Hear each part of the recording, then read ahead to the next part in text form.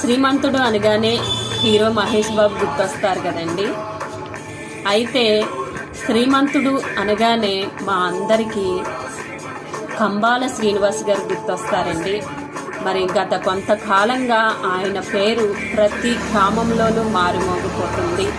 మరి ఆయనంటూ తెలియని వారంటూ ఎవ్వరూ లేరండి. ప్రతి గ్రామంలోనూ ఆయన యొక్క గొప్పతనాన్ని, మరి ఆయన యొక్క మంచితనాన్ని, ఆయన యొక్క సహాయం చేసే గుణాన్నే గురించే మాట్లాడుకుంటున్నామండి. మరి ఇంతవరకు నేను ఆయన కోసం సోషల్ మీడియాలోనే చూడడం, వినడం, మరి స్వయంగా నా కళ్ళారో చూశానండి. మా బూరిపూడి గ్రామంలో ఉన్న బాసాలమ్మ గుడికి ఆయన వచ్చినప్పుడు మరి మా గ్రామ ఆడబడుచులందరికీ, మహిళలందరికీ పట్టుచీరలు ప్రదానం చేశారండి ఆయన. మరి స్త్రీ ముక్కుబడక కోసం ఎంతగానో గొప్పగా వివరించిన మహానుభావండి.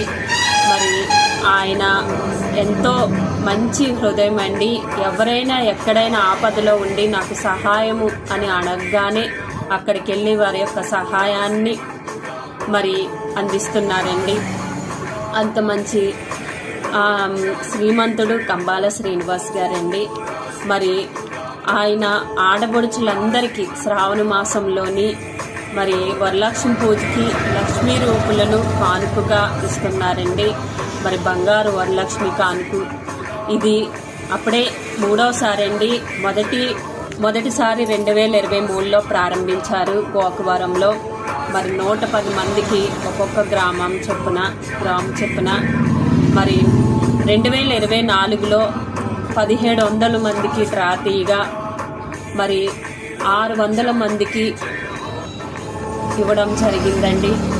మరి 2025లో 1200 లక్ష్మీదేవి రూపులు మరి అరగ్రాము చొప్పున ఇవ్వడానికి శ్రీకారం చుట్టారండి.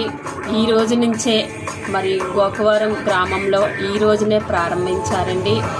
అలాగ మొత్తం 3 నియోజకవర్గంలో కూడా మరి ఈ కార్యక్రమం చేపట్టబోతున్నారు. మరి ఈరోజు జరిగిన కార్యక్రమం ఎంతో గొప్ప ఘనంగా జరిగిందండి. నిజంగా ఇటువంటి కార్యక్రమం ఇదే మొదటిసారిగా అండి. మరి కనువిని విరగని గొప్ప కార్యక్రమం ఆడపడుచులకు లక్ష్మీదేవి రూపులు ఇవ్వడం ఇది మొదటిసారిగా జరుగుతున్న పండుగ అండి.